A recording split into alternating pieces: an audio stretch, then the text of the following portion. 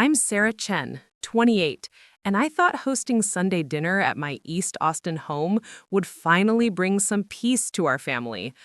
I'd spent the entire weekend preparing my grandmother's recipe for braised short ribs, setting the table with the good china, and even buying fresh flowers for the centerpiece. My sister Jessica, her husband Mike, and their 7-year-old daughter Emma had walked over from the guest house in my backyard, where they'd been living for the past 18 months.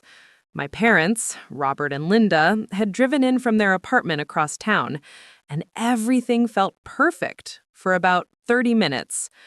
Before we jump back in, tell us where you're tuning in from, and if this story touches you, make sure you're subscribed, because tomorrow I've saved something extra special for you.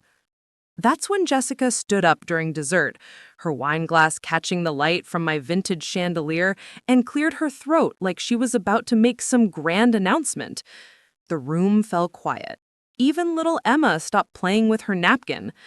Jessica looked around the table with this satisfied smile I'd seen 1,000 times before, the one she wore when she was about to be the center of attention.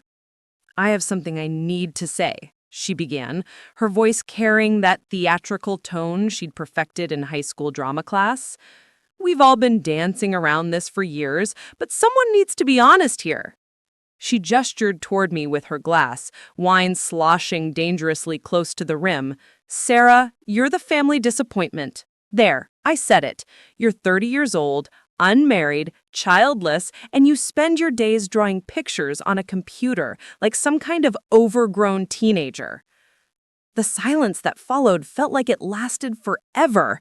My mom shifted uncomfortably in her chair, my dad suddenly became very interested in his cheesecake, and Mike smirked behind his hand like this was some kind of comedy show. Emma looked confused, her big brown eyes darting between her mother and me, not understanding why the adults had stopped laughing. My face burned with embarrassment and rage, but I kept my voice steady. I'd learned long ago not to give Jessica the explosive reaction she craved. Instead, I set down my fork, pushed back my chair, and simply said, "Excuse me for a moment." I walked to the kitchen, my hands shaking as I gripped the marble countertop I'd saved for months to afford. Through the doorway, I could hear Jessica's voice picking up steam, probably expanding on her theme now that she had a captive audience. But here's what Jessica didn't know, what none of them knew. I wasn't just some aimless artist playing around with computers, and the news I'd been saving to share with the family over dinner was about to change everything. What happened next would flip their entire understanding of who I really was, and Jessica's words would come back to haunt her in ways she never saw coming. Let me paint you the real picture of who I am, because the image my family has of me couldn't be further from the truth. I'm a UX designer for Horizon Tech, one of Austin's fastest-growing software companies, where I lead the design team for our flagship productivity app that has over 2 million active users. My salary alone is $95,000 a year, but that's just the beginning. On nights and weekends, I run my own freelance design consultancy, creating mobile apps for small businesses and startups.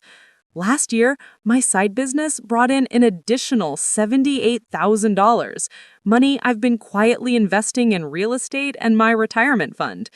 The house where we just had dinner, the beautiful 1920s Craftsman with original hardwood floors and a kitchen I'd completely renovated myself, I own it outright. I bought it 3 years ago for $285,000 when the neighborhood was still transitioning, spent another $40,000 fixing it up, and now it's worth close to $420,000. The guest house in my backyard, the charming converted garage apartment with its own kitchen and bathroom, could easily rent for $1,800 a month in today's market. Instead, I let Jessica, Mike, and Emma live there for just $800 a month, utilities included, because I believed in helping family.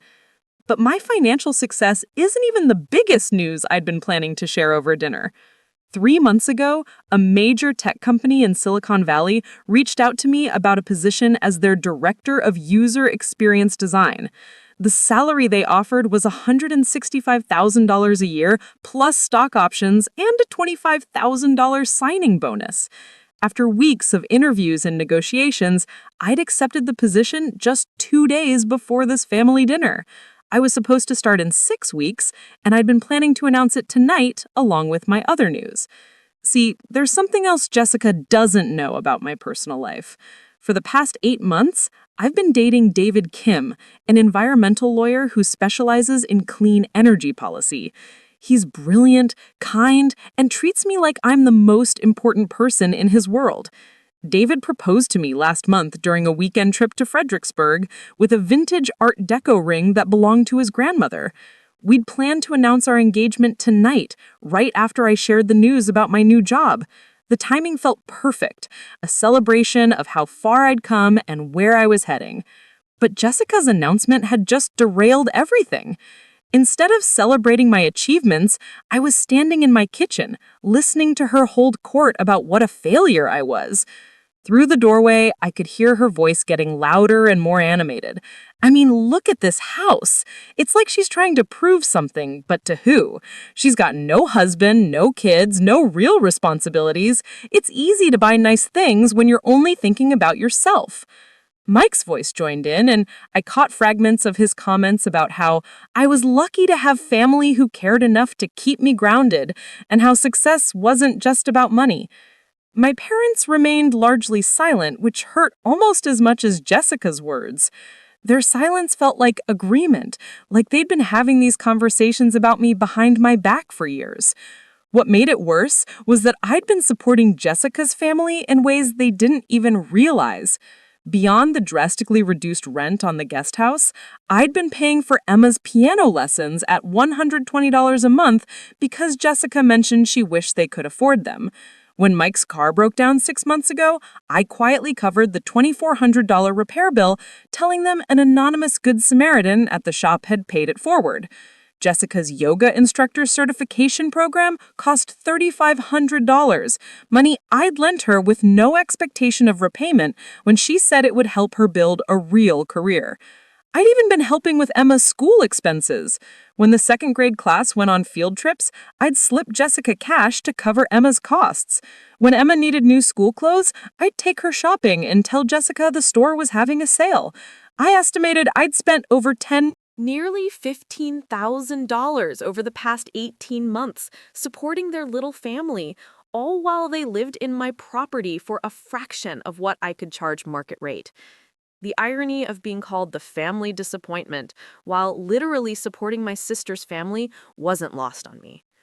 But what hurt most was that Jessica had chosen tonight, when I'd finally been ready to share my good news, to tear me down in front of everyone. It felt deliberate, like she'd sensed something was coming and needed to cut me down before I could shine. I pulled out my phone and scrolled to the email from my new employer, reading the offer letter one more time. Director of User Experience Design, San Francisco Bay Area. 165. Preparing and narrating this story took us a lot of time, so if you are enjoying it, subscribe to our channel. It means a lot to us. Now back to the story. $5,000 base salary plus benefits. The position would start in 6 weeks, which meant I'd need to put my Austin house on the market and figure out what to do about Jessica's living situation. Originally, I'd planned to let them stay and pay a property management company to handle the rental, maybe even keep their rent low as a family favor. But standing in my kitchen, listening to Jessica explain to our parents why I was such a disappointment, I started reconsidering that plan. Why should I continue subsidizing the lifestyle of someone who clearly had so little respect for me? Why should I worry about disrupting their comfortable arrangement when Jessica was perfectly willing to publicly humiliate me in my own home? I thought about David, who'd been invited to this dinner but had to work late on a case involving a wind farm project. He'd met Jessica and Mike a few times, and his assessment had been diplomatic but clear.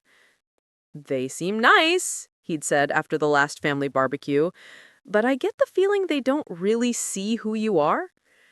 At the time, I'd defended my family, explaining that we all had different communication styles. Now I was starting to think David had seen something I'd been too loyal to acknowledge. The voices from the dining room were getting quieter now, probably because they realized I'd been gone for a while.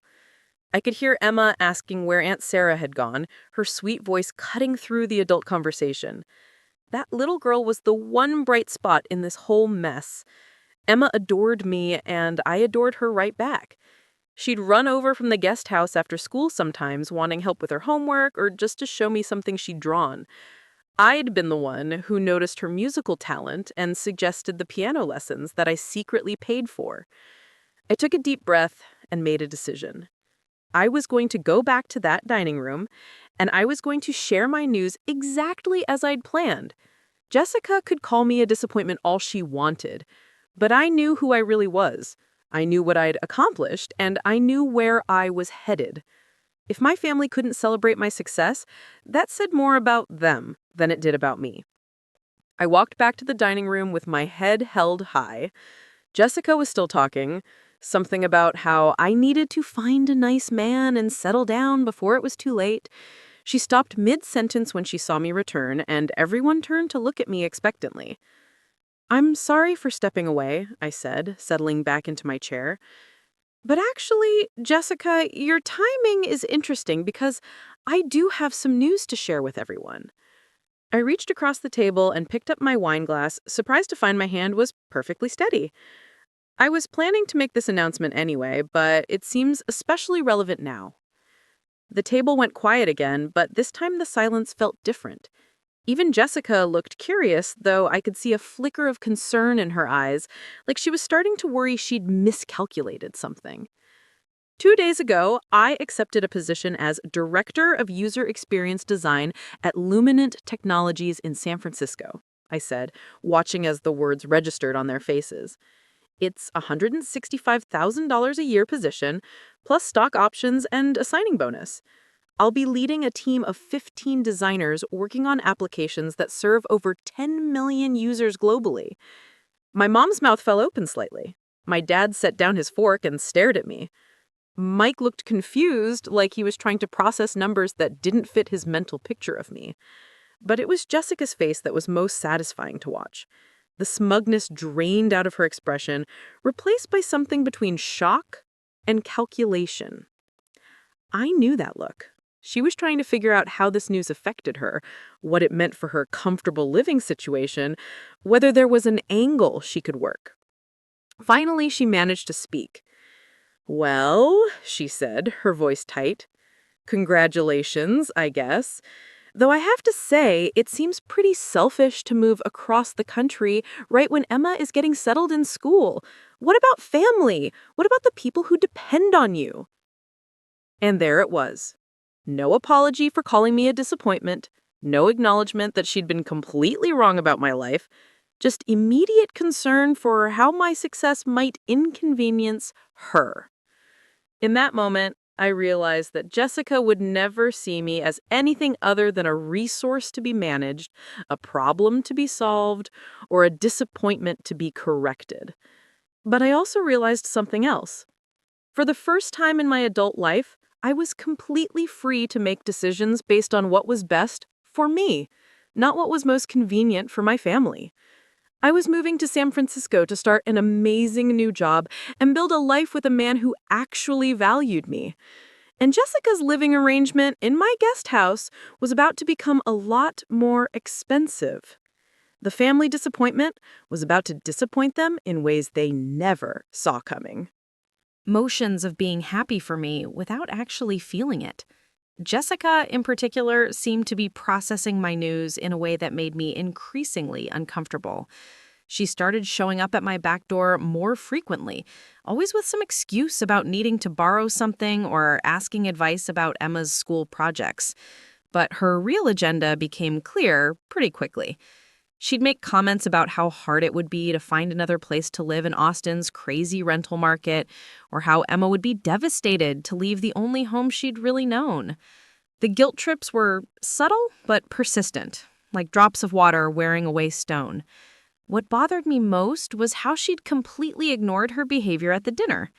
Not once did she apologize for calling me the family disappointment or acknowledge that she'd been wrong about my life. Instead, she seemed to expect that my good fortune should somehow benefit her, that my success was just another resource for her to access. The entitlement was breathtaking, but it wasn't entirely surprising once I started paying attention to the patterns I'd been ignoring for years. I decided to call my friend Ashley Martinez, who worked at the same yoga studio where Jessica taught her 3 classes a week. Ashley and I had been friends since college, and she'd always been refreshingly honest about people and situations. When I told her about the dinner conversation and Jessica's recent behavior, there was a long pause on the other end of the phone. Ashley finally spoke, and her voice was careful, like she'd been waiting for this conversation for a while. She told me that Jessica had been talking about me at the studio, and not in flattering terms. According to Ashley, Jessica had been portraying herself as the responsible sister who was helping to keep me grounded and connected to reality. She told the other instructors that I was going through some kind of quarter-life crisis, buying expensive things and making impulsive decisions because I didn't have a family to keep me centered. But that wasn't the worst part. Ashley hesitated before telling me the rest, but I pressed her to continue. Apparently, Jessica had been discussing my financial situation with the other yoga instructors, speculating about how much money I made and whether I could really afford my lifestyle. She'd suggested that my house was probably mortgaged to the hilt and that my generous help with their living situation was actually a desperate attempt to feel important and needed. The picture Ashley painted made me sick to my stomach. While I'd been quietly supporting Jessica's family and keeping their secrets, she'd been spinning narratives about me to virtual strangers. She'd taken my generosity and twisted it into something pathetic and needy, casting herself as the mature sister who was helping her delusional younger sibling stay connected to reality. I asked Ashley if there was anything else, and she told me about a conversation she'd overheard just 2 days after my dinner announcement. Jessica had been talking to another instructor about my engagement and new job, and her tone had been dismissive rather than celebratory.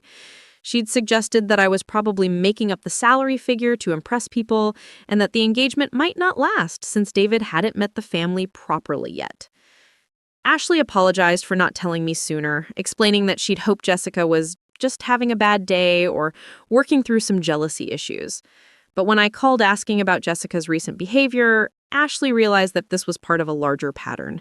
She encouraged me to document everything and start protecting myself, because in her experience, people who talked about family members the way Jessica talked about me usually escalated their behavior when challenged. That night, I sat in my home office and started going through my financial records, trying to calculate exactly how much I'd spent supporting Jessica's family over the past 18 months. The numbers were staggering when I added them all up. Beyond the monthly rent subsidy of $1,000, I'd paid for Emma's piano lessons, Mike's car repair, Jessica's yoga certification, various school expenses, groceries during tight weeks, and a dozen other small emergencies that had seemed minor at the time. In total, I'd spent nearly $23,000 supporting them, not including the utilities I covered and the wear and tear on my property.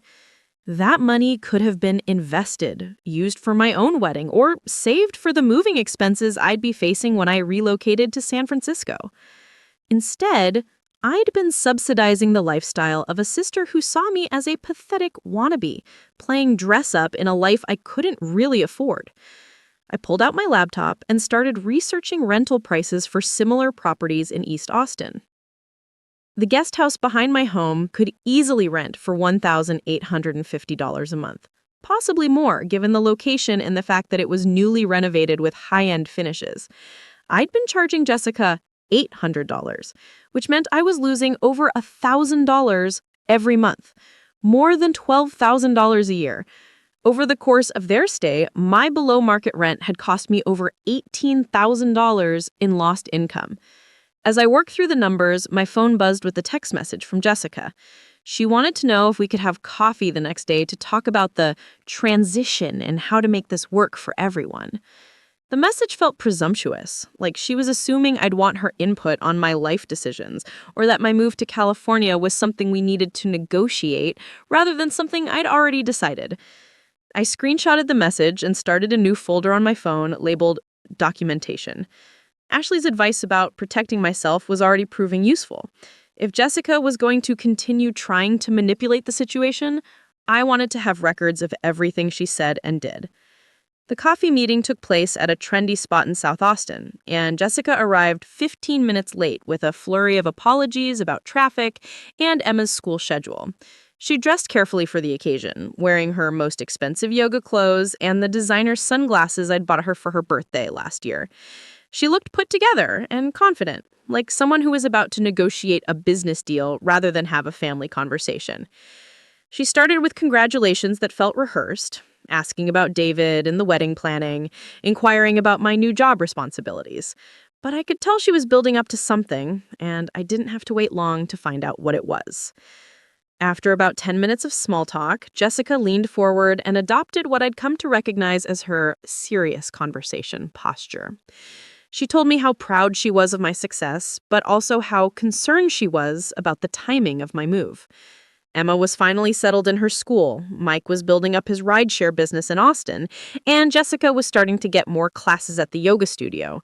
Moving would be disruptive for everyone, especially Emma, who'd already had to change schools twice because of Mike's previous job situations. Jessica suggested that maybe I could delay the San Francisco job for 6 months or negotiate to work remotely from Austin for a while. She pointed out that tech companies were becoming more flexible about remote work and that I had enough leverage as a senior hire to make special requests. She made it sound like she was looking out for my best interests, worried that I was making hasty decisions that I might regret later. When I explained that the position required on-site collaboration and that I'd already committed to a start date, Jessica shifted tactics. She started talking about the guest house and how they'd been hoping to make it their long-term home. She mentioned Emma's attachment to the space, how she'd decorated her room and made friends in the neighborhood. Jessica wondered aloud whether there might be a way to work out a rent-to-own arrangement, or perhaps a lease that would give them more stability while I was getting settled in California. I listened to her pitch with growing amazement at her audacity. She was essentially asking me to sell her my guest house at a discount, or to lock in their below-market rent for an extended period, all while framing it as something that would benefit me. She talked about the challenges of being a landlord from across the country, the difficulties of finding reliable tenants, the peace of mind that would come from having family taking care of the property. When I asked about the market rate rent that I'd be missing out on, Jessica waved off my concerns. She suggested that family relationships were more valuable than money, and that helping Emma have stability was an investment in all of our futures. She reminded me of all the times our parents had helped me when I was younger, and suggested that this was my opportunity to give back to the family in a meaningful way. The conversation continued for over an hour, with Jessica presenting increasingly creative arguments for why I should continue subsidizing their living situation indefinitely. She talked about the costs of moving, the disruption to Emma's education, the difficulty of finding comparable housing in Austin's competitive market. She even suggested that having them in the guest house would actually increase my property value since buyers would see the potential rental income. Throughout the entire conversation, Jessica never once acknowledged the financial sacrifice I'd been making or expressed genuine gratitude for the help I'd provided. Instead, she treated my generosity as a baseline expectation, something I owed to the family rather than a gift I'd chosen to give. The entitlement was so complete and unconscious that I began to wonder if she truly didn't understand the magnitude of what I'd been doing for them. I left the coffee shop without making any commitments, telling Jessica that I needed time to think about the logistics of my move and what would work best for everyone. But privately, I'd already made my decision. If Jessica saw me as the family disappointment, despite everything I'd done for her, then maybe it was time to stop trying so hard to prove my worth to people who would never appreciate it. That evening, I called David and told him about the coffee conversation. His response was immediate and clear. Jessica was trying to manipulate me into continuing to subsidize her lifestyle indefinitely. He pointed out that her arguments were all about what was convenient for her family, with no consideration for my financial interests or personal goals. He suggested that if Jessica really wanted to stay in the guest house, she should be prepared to pay market rate for the privilege. David's perspective was valuable because he came from a family that maintained clear boundaries around money and support. His parents had helped him with law school expenses, but with explicit terms and expectations about repayment. His siblings borrowed money from each other occasionally, but always with written agreements and realistic timelines for paying it back. The casual, open-ended generosity that I'd been providing to Jessica would have seemed bizarre and unsustainable to his family. We talked about what a healthy transition might look like, and David suggested that I give Jessica formal notice about the rent increase and timeline for my move. He pointed out that 2 months was standard notice for rental changes, and that charging market rate wasn't unreasonable or vindictive. It was just business. If Jessica wanted to stay, she could figure out how to afford it. If she couldn't, she had time to find alternative housing that fit her budget. The more we talked, the more I realized that I'd been approaching this situation all wrong. I'd been trying to be the perfect sister, the generous family member who put everyone else's needs ahead of her own. But that approach had led to me being taken for granted and publicly humiliated by the very people I'd been trying to help. It was time to start making decisions based on what was fair and sustainable, rather than what would make everyone else comfortable. I spent the rest of the week researching rental management companies in Austin and getting quotes for preparing the guest house for new tenants. I also looked into storage solutions for my furniture and personal belongings that I wouldn't be taking to California. The practical details of the move were actually straightforward. The emotional complications were entirely created by Jessica's expectations and manipulations. On Friday evening, Jessica knocked on my back door with Emma in tow. They'd brought cookies that Emma had helped bake, and Jessica was clearly hoping to continue our conversation from earlier in the week. Emma ran straight to my living room to play with the art supplies I kept in a basket for her visits, leaving Jessica and me alone in the kitchen. Jessica started by mentioning how much Emma loved the guest house, and how she'd been asking whether they'd be able to stay after I moved. She talked about Emma's upcoming school performance and how excited she was to have Aunt Sarah in the audience. The emotional manipulation was so transparent that I almost felt sorry for Jessica, watching her cycle through tactics that probably worked on me for years. When I told her that I'd be listing the guest house at market rate and that she'd need to decide whether she wanted to stay at $1,850 a month, her composure finally cracked. She demanded to know why I was being so cold and calculating about family, why money was suddenly more important than relationships. She accused me of changing since I'd gotten engaged, becoming selfish and disconnected from the people who really cared.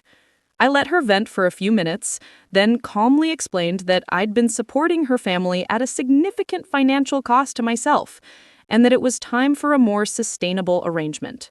I pointed out that $1,850 was actually below market rate for comparable properties, and that she'd have a hard time finding anything similar for less money.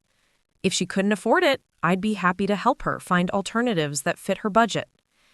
Jessica's response revealed everything I needed to know about how she really saw our relationship. She told me that family members didn't charge each other market rate, that my success obligated me to help the people who had supported me over the years. She reminded me of childhood favors and family traditions, trying to weaponize nostalgia against my practical decision-making. But what really opened my eyes was when she said that my money didn't make me better than the rest of the family, and that I needed to remember where I came from. The implication was clear. In Jessica's mind, my financial success was somehow illegitimate or undeserved, and using it to improve my own life rather than subsidize hers was a betrayal of family values. I realized that night that no amount of generosity would ever be enough to earn Jessica's respect or appreciation. In her worldview, I was supposed to be grateful for the opportunity to support her, not the other way around. My success was threatening to her sense of superiority, and my financial independence undermined her ability to cast me as the family disappointment who needed their guidance and correction. The next morning, I called a lawyer who specialized in landlord-tenant law and scheduled a consultation for the following week. If Jessica was going to make this transition difficult, I wanted to make sure I was protecting myself legally and following all the proper procedures for rent increases and lease modifications. I also started documenting our conversations and saving all text messages related to the housing situation. I was done being the family disappointment who bent over backward to prove her worth to people who would never see it. It was time to start being the successful, independent woman I'd actually become, regardless of whether my family could handle that reality. The lawyer consultation opened my eyes to several things I hadn't considered. Margaret Brennan was a sharp woman in her 50s who specialized in residential property law, and she reviewed my situation with the kind of professional detachment that I desperately needed. When I explained that Jessica and her family had been living in my guest house for 18 months without a formal lease agreement, Margaret's eyebrows shot up immediately. She explained that Texas law was generally favorable to property owners, but that informal arrangements like mine could create complications if tenants decided to fight eviction or rent increases. Since I'd been accepting rent payments and providing housing without a written lease, Jessica technically had tenant rights that could make removing her more difficult than I had anticipated. Margaret strongly recommended that I formalize the arrangement immediately with a proper lease agreement, regardless of whether Jessica planned to stay or leave. More importantly, Margaret warned me about something called retaliatory eviction laws. If Jessica could argue that I was raising her rent or asking her to leave because of personal conflicts rather than legitimate business reasons, she might be able to challenge my actions in court. Margaret advised me to document everything with business-focused language, avoiding any references to our family disputes or personal disagreements. From a legal standpoint, this needed to be treated as a straightforward landlord-tenant relationship, not a family drama. Margaret also suggested that I research Jessica's financial situation more carefully before assuming she couldn't afford market-rate rent. She'd seen cases where tenants claimed poverty while actually having resources they preferred to spend on other things. If Jessica and Mike were truly struggling financially, they'd have options like finding roommates, moving to a less expensive area, or applying for housing assistance programs. But if they were simply accustomed to below-market rent as a family subsidy, that was a very different situation. I left Margaret's office with homework. Draft a formal lease agreement offering Jessica the option to stay at market rate, research comparable rental prices in my neighborhood, and start documenting all interactions with Jessica in writing. Margaret also gave me the contact information for a property management company that specialized in single-family rentals in case I decided to have professionals handle the situation after I moved to California. That weekend, I drove around East Austin looking at rental signs and researching comparable properties online. What I discovered was both validating and infuriating. My guest house was actually underpriced, even at $1,850 a month. Similar properties in my neighborhood were listing for between $1,900 and $2,200, and most of them didn't have the high-end finishes and appliances that I'd installed during my renovation. I found a newly converted garage apartment 3 blocks away that was smaller than mine and renting for $2,100 a month. Another guest house on my street, which hadn't been updated in decades, was listed at $1,950. A quick check of rental websites showed that one-bedroom apartments in downtown Austin were averaging $2,400 a month, making my guest house a bargain even at market rate. The research reinforced what I'd already suspected. I'd been providing Jessica with an incredibly generous arrangement that was costing me significant money every month. If she'd been renting from a stranger, she would have expected to pay full price without question.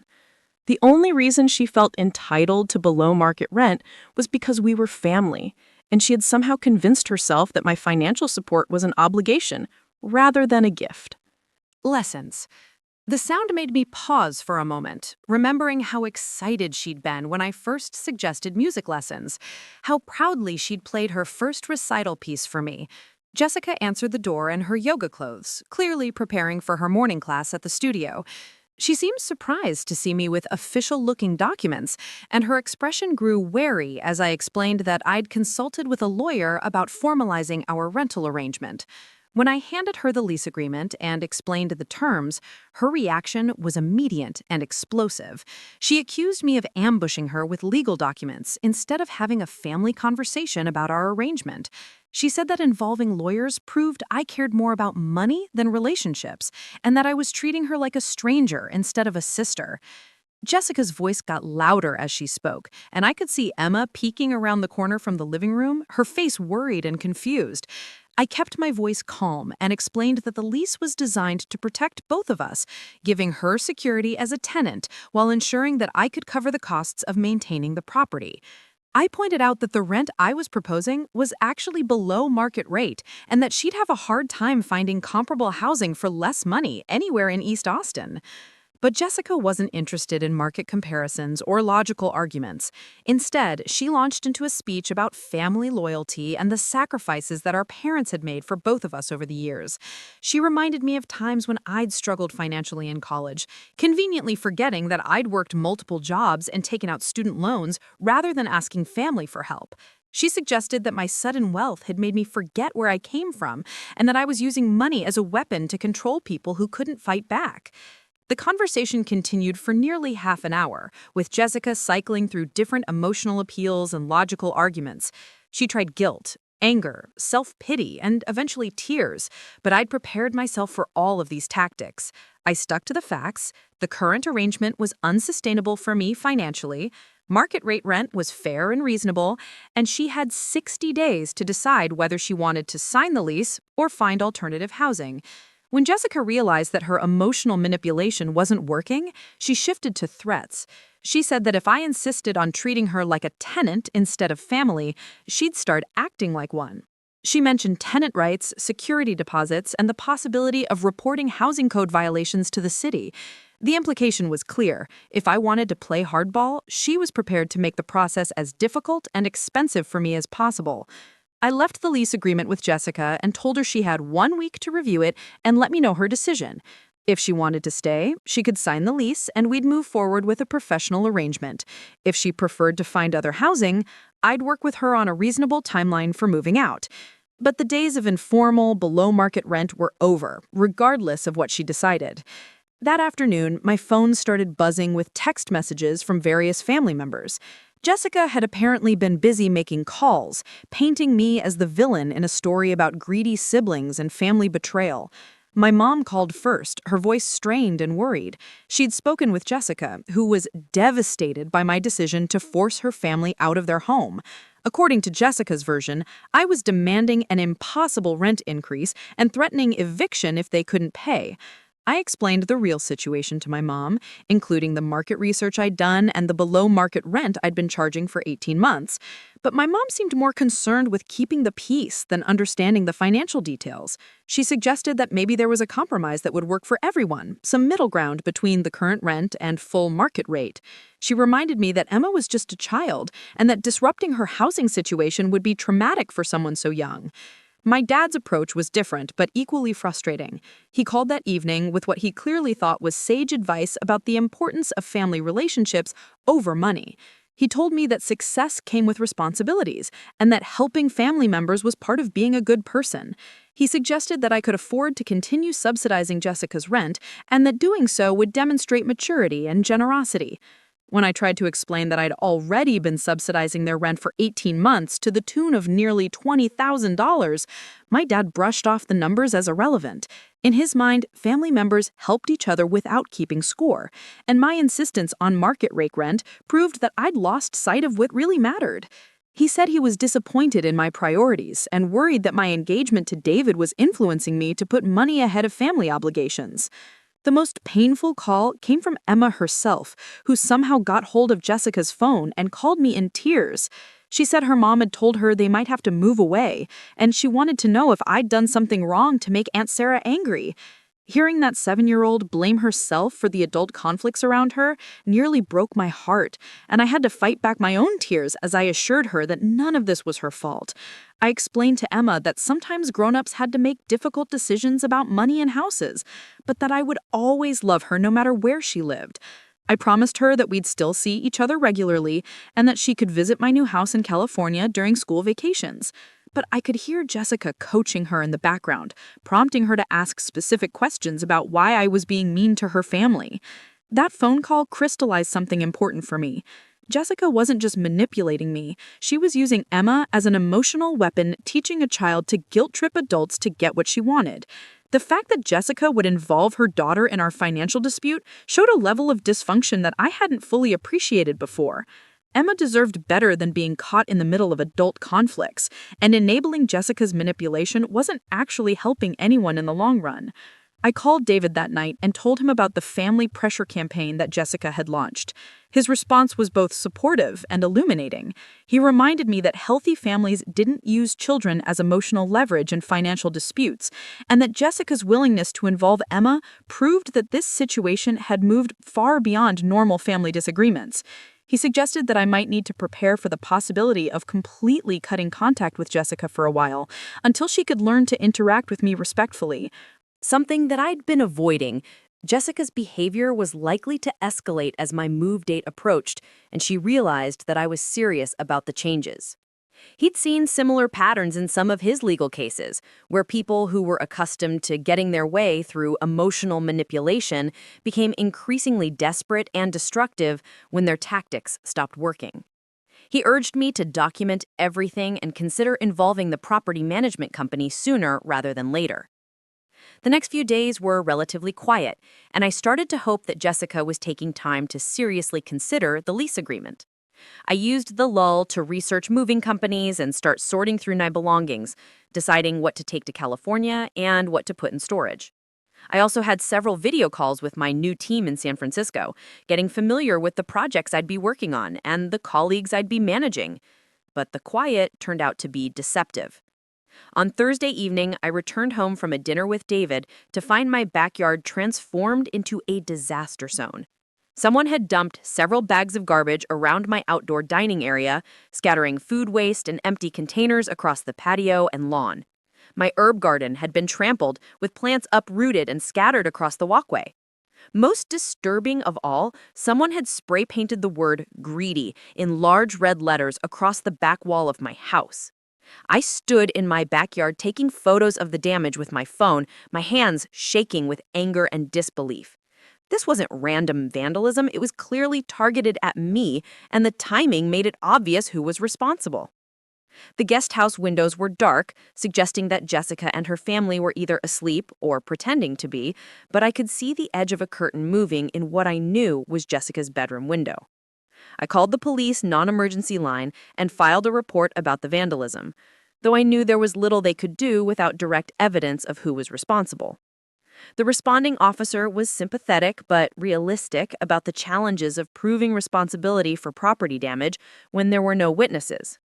He did take photos and write up a formal report, which Margaret had told me would be important if I needed to pursue legal action later. The cleanup took most of Friday morning, and the graffiti required a professional service to remove without damaging the underlying paint. The total cost of repairs and cleanup came to just over $800. Money that I knew I'd never recover from Jessica, even if I could prove she was responsible. But the financial cost was nothing compared to the message that the vandalism sent. Jessica was willing to destroy my property rather than accept reasonable boundaries around our rental arrangement. I called Margaret and told her about the incident, sending her copies of the police report and the photos I had taken. She advised me to start the formal eviction process immediately, regardless of whether Jessica had decided to sign the lease agreement. The vandalism demonstrated that the rental relationship had become untenable and that allowing Jessica to remain on my property would likely lead to additional problems. Margaret explained that even if I couldn't prove Jessica was responsible for the vandalism, I could terminate her tenancy for other reasons. Since we'd never had a formal lease agreement, she was technically a month-to-month tenant, which meant I could give her 30 days notice to vacate without needing to justify the decision. The property damage just reinforced that this was a wise choice for my own protection. That afternoon, I drafted a formal notice to vacate, giving Jessica and her family 30 days to move out of the guest house.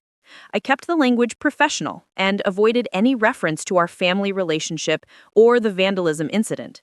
Instead, I focused on my need to prepare the property for sale as part of my relocation to California. Margaret had advised me that business reasons were harder to challenge than personal conflicts. I also called the property management company and asked them to start preparing the guest house for new tenants as soon as Jessica moved out.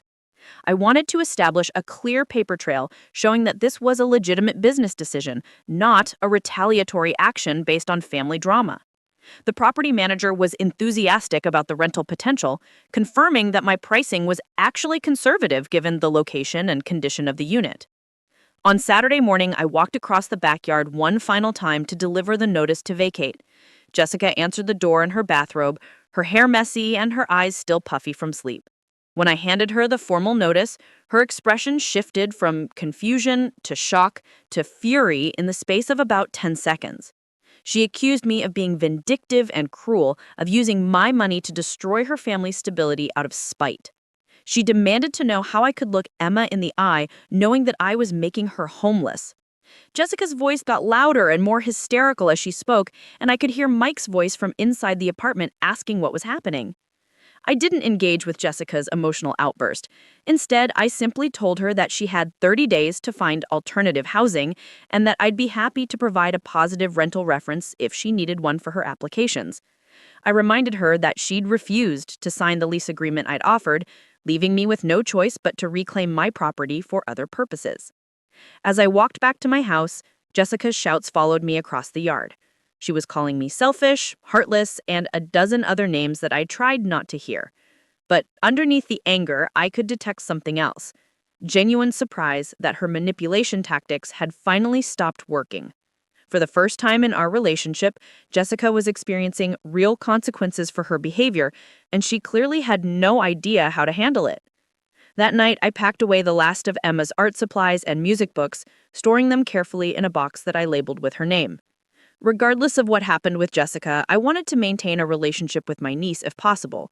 Emma was innocent in all of this, and she deserved to have an aunt who cared about her welfare and future.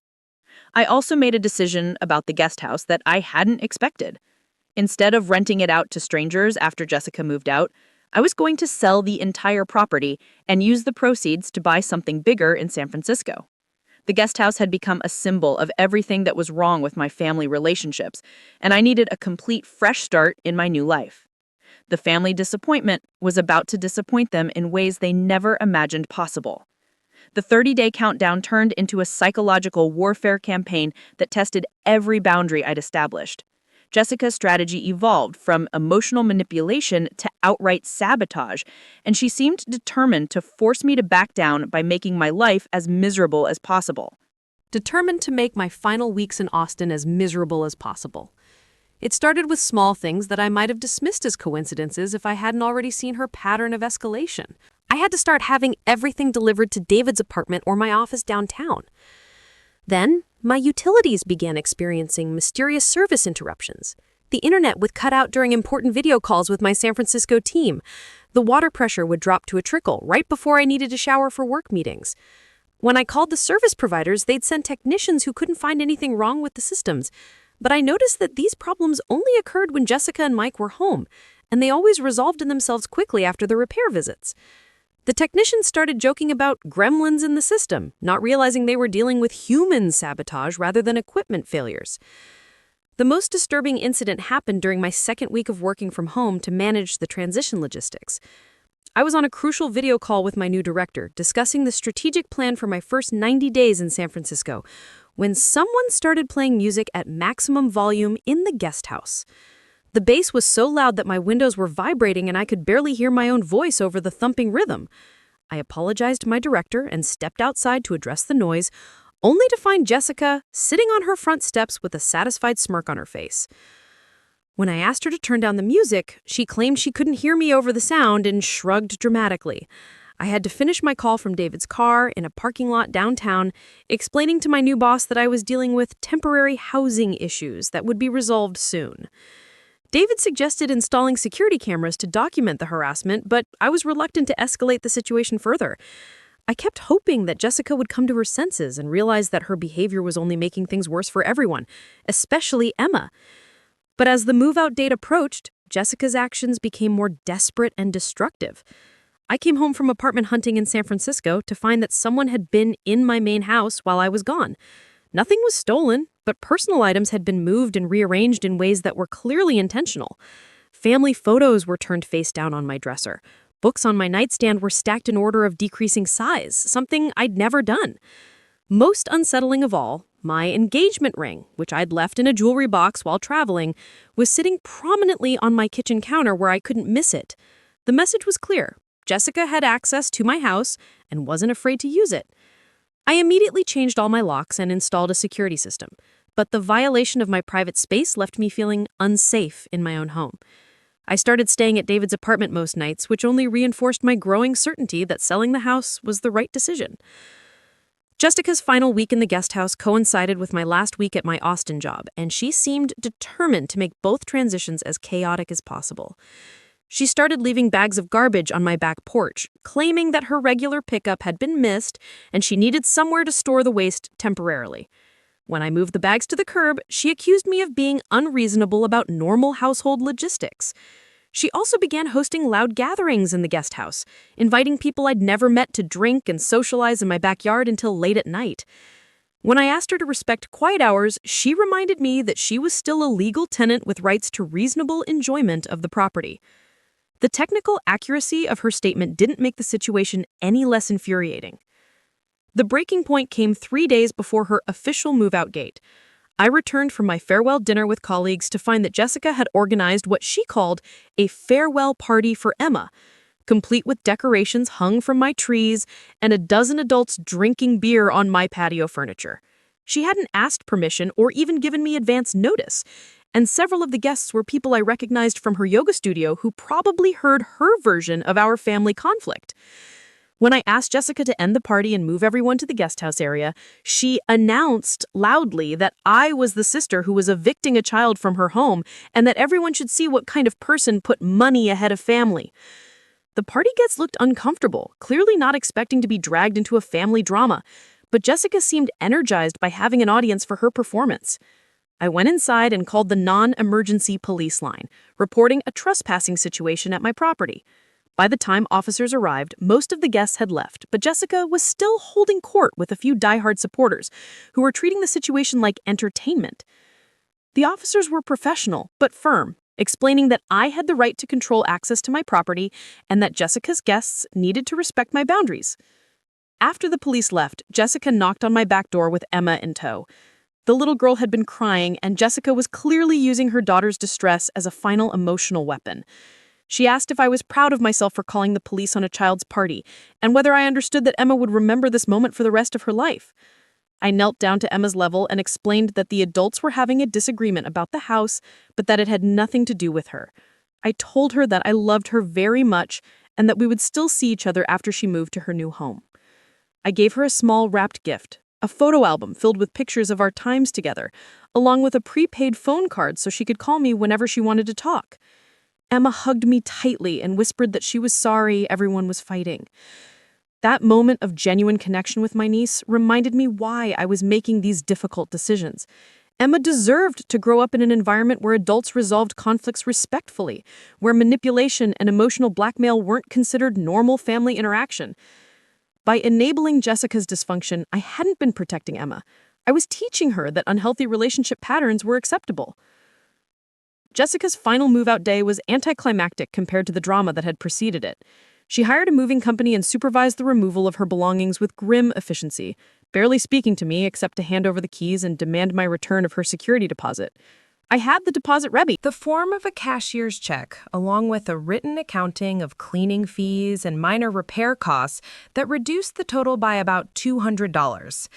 As the moving truck pulled away, I felt a complex mixture of relief, sadness, and uncertainty about what came next. The guest house looked smaller and shabbier without Jessica's belongings, and I realized how much wear and tear their tenancy had actually caused. The walls needed repainting, the floors required professional cleaning, and several fixtures needed repair or replacement. But the physical damage was nothing compared to the emotional toll of the past month. I spent my final weekend in Austin deep cleaning the guest house and making a list of improvements for the new owners. I had accepted an offer on the house from a young couple who planned to use the guest house as a home office and art studio. They were excited about the property's potential and seemed to appreciate the renovation work I'd done over the years. The sale price was $485,000, nearly $200,000 more than I'd paid for it 3 years earlier. David helped me pack the last of my belongings into the moving truck, and we drove through Austin one final time before heading to the airport. The city looked different to me now, like I was seeing it through the eyes of someone who had fundamentally changed during her time there. I'd arrived as someone desperate to prove her worth to people who would never appreciate it. I was leaving as someone who understood her own value, regardless of external validation. The flight to San Francisco gave me time to reflect on everything that had happened. I thought about Jessica's final accusation that I was choosing money over family and realized how completely she'd misunderstood the situation. I wasn't choosing money. I was choosing self-respect. I wasn't abandoning family. I was refusing to enable dysfunction. The disappointment she felt wasn't about my success, but about losing access to the benefits of my generosity without having to acknowledge or appreciate them. My first weeks in San Francisco were a whirlwind of new job responsibilities and apartment hunting. I found a beautiful one-bedroom loft in Soma with floor-to-ceiling windows and a view of the bay. The rent was $3,400 a month, which would have seemed impossible when I was subsidizing Jessica's housing in Austin. But with the profit from selling my house and my increased salary, I could afford it comfortably while still maintaining my savings and investment goals. The work at Luminant Technologies was everything I'd hoped for and more. My team was talented and motivated, and the projects we were working on had the potential to impact millions of users worldwide. I felt intellectually challenged in ways I hadn't experienced since college, and my colleagues treated me as an equal contributor rather than someone who needed to prove herself constantly. David visited me 6 weeks after I'd moved, and we spent a long weekend exploring the city and talking about our wedding plans. We decided on a small ceremony in Napa Valley the following spring with just close friends and the family members who had actually supported our relationship. The guest list was shorter than I had originally planned, but it felt more authentic and meaningful. During David's visit, I received a Facebook message from Ashley Martinez back in Austin. She'd heard through mutual acquaintances that Jessica was struggling to adjust to her new living situation. After being unable to find housing that met her expectations within her budget, Jessica's family had moved in with Mike's parents in a crowded apartment complex on the outskirts of town. Emma had to change schools mid-semester, and Jessica was having difficulty finding enough yoga classes to maintain her income. Ashley also mentioned that Jessica had been telling people at the studio that I'd stolen Emma's childhood by forcing them to move and that my success had made me cruel and disconnected from family values. Some of the other instructors had grown tired of Jessica's constant complaints and victim narratives, and her hours at the studio had been reduced because of the negative atmosphere she was creating. I felt a complicated mixture of emotions reading about Jessica's difficulties. Part of me felt vindicated that she was experiencing consequences for her entitled behavior. But part of me also felt sad that she was still choosing to blame me rather than taking responsibility for her own choices and working to improve her situation constructively. The most difficult part of Ashley's message was the update about Emma. The little girl was having a hard time adjusting to her new school and living situation, and she'd asked Ashley to help her find my phone number because she wanted to talk to me. Jessica had apparently told Emma that I was too busy with my new life to care about family anymore, which explained why Emma felt she needed to go through intermediaries to reach me. I immediately called the number Ashley provided and had a long conversation with Emma, who was thrilled to hear from me. She told me about her new school and the friends she was making, but she also asked when she could visit me in California like I'd promised. I assured her that the invitation was still open, and we made tentative plans for her to visit during her spring break if Jessica would allow it. That conversation with Emma crystallized something important for me. I realized that maintaining a relationship with my niece didn't require me to enable Jessica's dysfunction or accept disrespectful treatment. I could love Emma and support her while still maintaining healthy boundaries with her parents. In fact, modeling healthy relationship patterns for Emma might be one of the most important gifts I could give her. 6 months after moving to California, I received an unexpected phone call from my dad. He'd been talking to Jessica about her housing and financial struggles, and he wanted to know if there was anything I could do to help her get back on her feet. He suggested that maybe I could provide a loan for a security deposit on a better apartment, or help Jessica get established in a more stable living situation. I listened to my dad's request with a mixture of amazement and clarity. He was asking me to resume the exact same pattern that had led to our conflict in the first place, providing financial support to Jessica without any acknowledgement of my previous generosity or expectations of accountability on her part.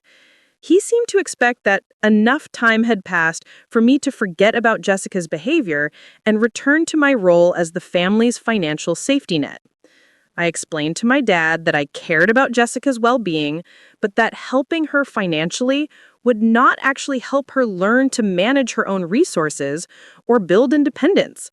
I offered to connect Jessica with financial counseling and housing assistance programs in Austin, resources that would provide long-term support rather than bailouts. Temporary bailouts.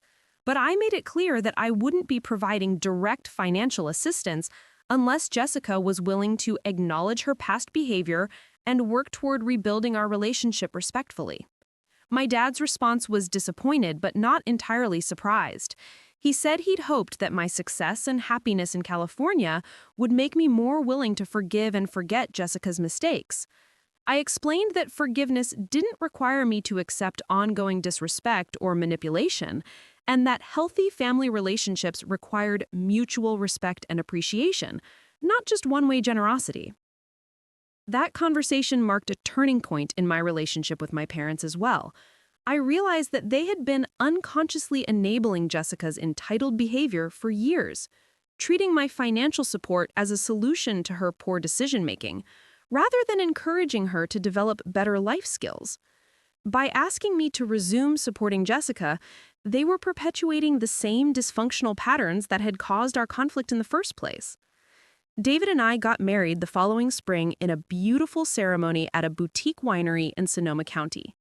The guest list included my closest friends from Austin and San Francisco, David's family, and a few work colleagues who had become important parts of our lives. My parents attended and seemed to enjoy themselves, though I noticed they were careful to avoid discussing Jessica or family finances during their visit. The absence of Jessica and her family was noticeable but not painful. Emma sent me a handmade card congratulating me on my wedding with a drawing of a bride and groom holding hands under a rainbow. Jessica had apparently softened her position enough to allow Emma to maintain contact with me, though she still wasn't ready to address our relationship directly. 3 months after the wedding, I received a formal apology letter from Jessica. It was clearly something she'd worked on for a long time, acknowledging her manipulative behavior and expressing genuine remorse for the way she'd treated me during our conflict. She explained that losing her comfortable housing situation had forced her to confront some difficult truths about her financial management and relationship patterns. Jessica wrote that she'd started working with a counselor to address her tendency to blame others for her problems, and that she was learning to take responsibility for her own choices and their consequences. She asked if there might be a way for us to rebuild our relationship gradually, starting with occasional phone calls and perhaps working toward visits between Emma and me. I appreciated Jessica's letter, but I also recognized that rebuilding trust would take time and consistent behavior changes. I wrote back expressing my willingness to work toward a healthier relationship, but emphasizing that any future financial support would need to be structured as loans with clear repayment terms, not open-ended gifts. I also made it clear that involving Emma in adult conflicts would be an immediate deal breaker for any relationship repair. A year after moving to San Francisco, I was promoted to Senior Director of User Experience with responsibility for multiple product lines and a team of 35 designers and researchers. My salary increased to $195,000, and my stock options had grown significantly in value as the company prepared for an IPO. David's law practice was thriving as well, and we'd started looking at houses in Marin County where we could build a life together. The financial success I was experiencing felt different from my early career achievements because it was built on sustainable relationships and mutual respect. My colleagues valued my contributions, my boss trusted my judgment, and my team respected my leadership. I wasn't trying to prove myself constantly or overcompensating for perceived shortcomings. I was simply doing excellent work in an environment that appreciated excellence.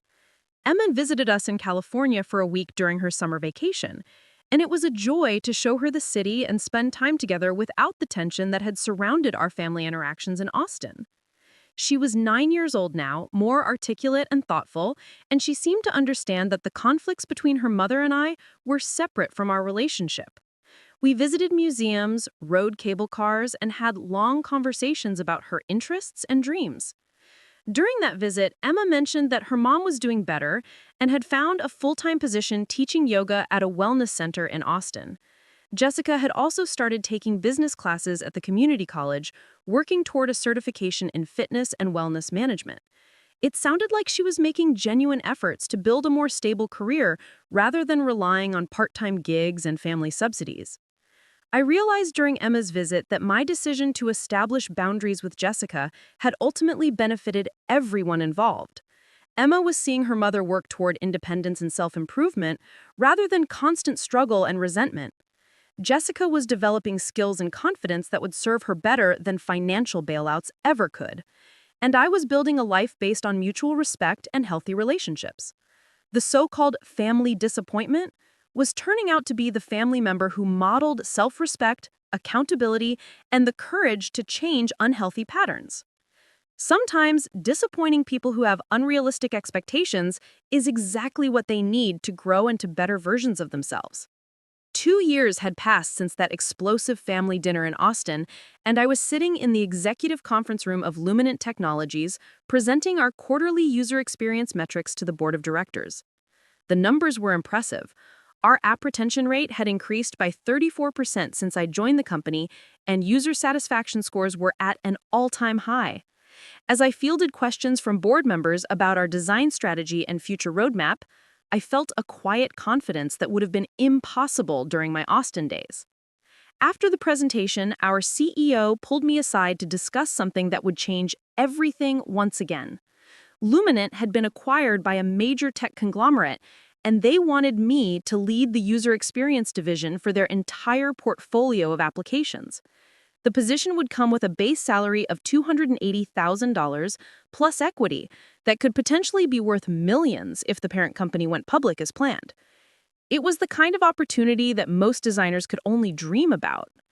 That evening, I called David from my office overlooking the San Francisco Bay. He'd just made partner at his environmental law firm, and we'd been discussing the possibility of starting a family soon. The new position would require some travel and longer hours initially, but it would also provide the kind of financial security that would allow us to make choices based on what we wanted rather than what we could afford. As we talked about the opportunity and what it might mean for our future, I found myself thinking about Jessica and wondering how she was doing. Our relationship had evolved slowly over the past 2 years, moving from complete estrangement to cautious phone calls to occasional family updates. She'd completed her business certification program and was now managing the wellness center where she taught yoga, earning a steady income for the first time in years. Emma had visited us 3 more times since that first summer trip, and each visit had been easier and more natural than the last. She was 11 now, articulate and curious about the world in ways that reminded me of myself at that age.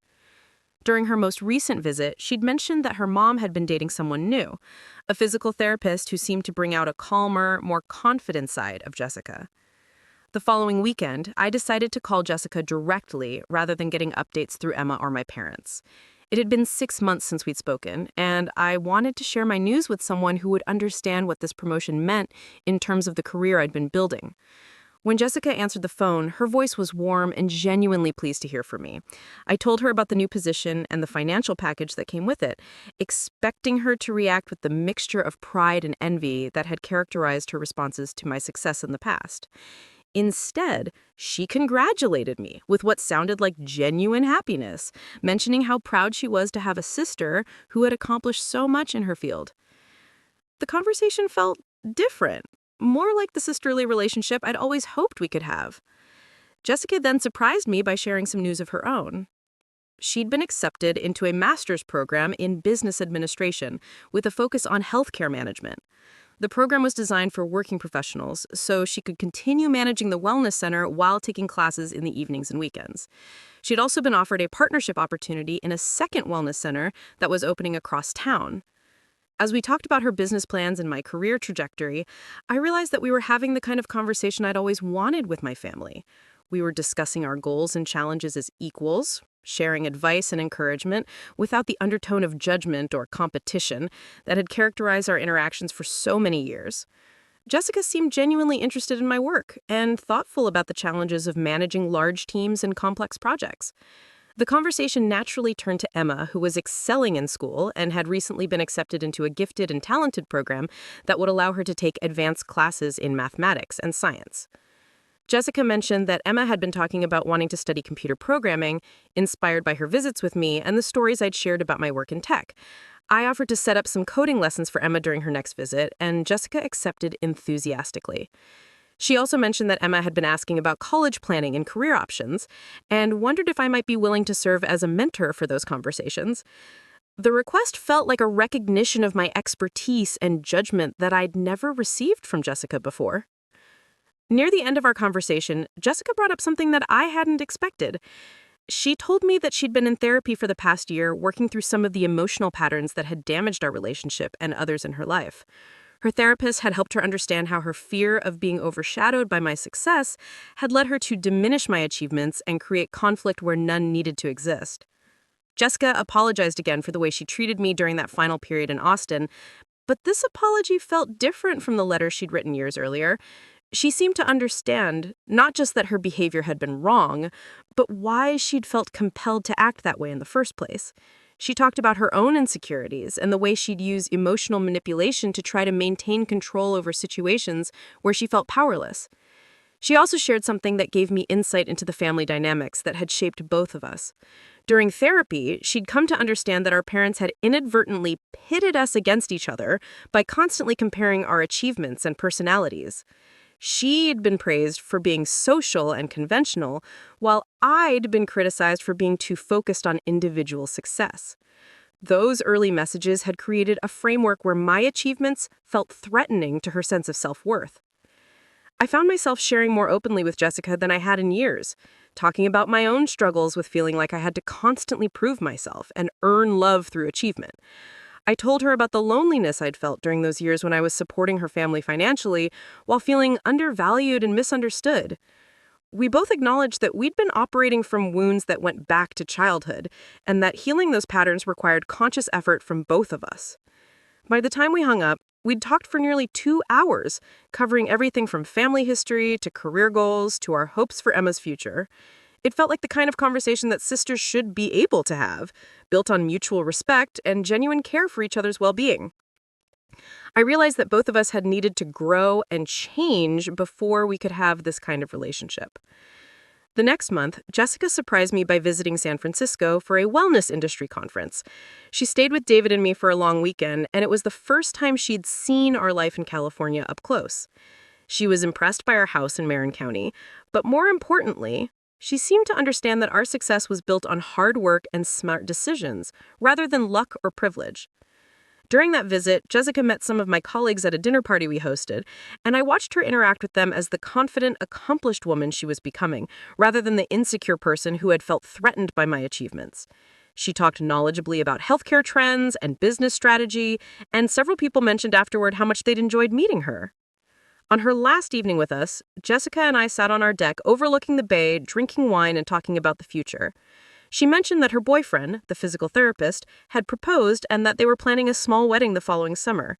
She asked if David and I would consider coming to Austin for the ceremony and if I might be willing to serve as her maid of honor.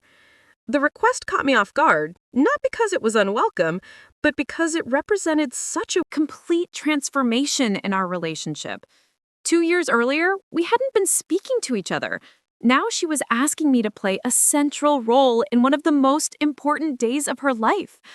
I told her I'd be honored to stand up with her, and we spent the rest of the evening talking about wedding plans and family traditions. Emma called me a few weeks later with news that made everything feel like it was coming full circle. She'd been accepted into a summer coding camp at Stanford, just an hour south of where David and I lived. The program was competitive and expensive, but Jessica and her fiancé had been saving money specifically for Emma's educational opportunities. Emma wanted to know if she could stay with us on weekends during the program, turning the summer into an extended visit. I realized, as I talked to Emma about her plans, that my relationship with my family had fundamentally shifted from what it had been during those difficult years in Austin. Instead of being the family disappointment who needed to prove her worth through financial generosity, I'd become the family member who was sought out for advice, mentorship, and expertise. My success was no longer threatening to Jessica because she'd built her own success and confidence. The coding camp summer turned into one of the best experiences I'd had with Emma. She was brilliant and curious, picking up programming concepts quickly and asking thoughtful questions about technology and career development. On weekends, she'd work on personal projects while David and I handled our own work, creating a household dynamic that felt natural and supportive. During one of our weekend conversations, Emma asked me about the period when her mother and I hadn't been speaking and whether I'd ever regretted the decisions I'd made about the housing situation in Austin. I thought carefully about how to answer her question honestly without damaging her relationship with Jessica. I told Emma that sometimes people who love each other have to make difficult decisions about boundaries and respect, and that those decisions can temporarily create distance while ultimately making relationships stronger. I explained that her mother and I had both needed to grow and change before we could have the kind of sisterly relationship that we both wanted. Emma listened thoughtfully and then said something that surprised me with its insight. She told me that she was glad I'd made the choices I did, because seeing her mother work hard and build her own success had taught Emma important lessons about independence and self-respect. She said she understood now that helping people too much could sometimes prevent them from developing their own strength and confidence. That conversation with Emma made me realize that the most valuable gift I'd given my family wasn't the money I'd spent supporting them over the years. It was the example I'd set by refusing to accept disrespect and by building a life based on my own values and goals. The family disappointment had turned out to be the family member who showed everyone else what was possible when you believed in yourself and demanded better. Jessica's wedding took place the following summer in a beautiful garden venue in Austin. As her maid of honor, I helped her get ready on the morning of the ceremony, and I was struck by how calm and confident she seemed. This was a woman who knew what she wanted and had worked to build it, rather than someone hoping that external circumstances would solve her problems. During her vows, Jessica talked about learning to love herself before she could truly love someone else, and about the importance of partnership between equals, rather than dependence or control. I found myself thinking that she'd become the person I'd always hoped she could be, and that our family conflict had ultimately been a catalyst for growth that neither of us could have achieved on our own. As I stood beside Jessica at her wedding, watching Emma beam with pride in the front row and seeing my parents cry happy tears, I realized that being the family disappointment had been the best thing that ever happened to all of us. Sometimes you have to disappoint people's expectations before they can see who you really are. Up next, you've got 2 more standout stories right on your screen. If this one hit the mark, you won't want to pass ease up. Just click and check them out.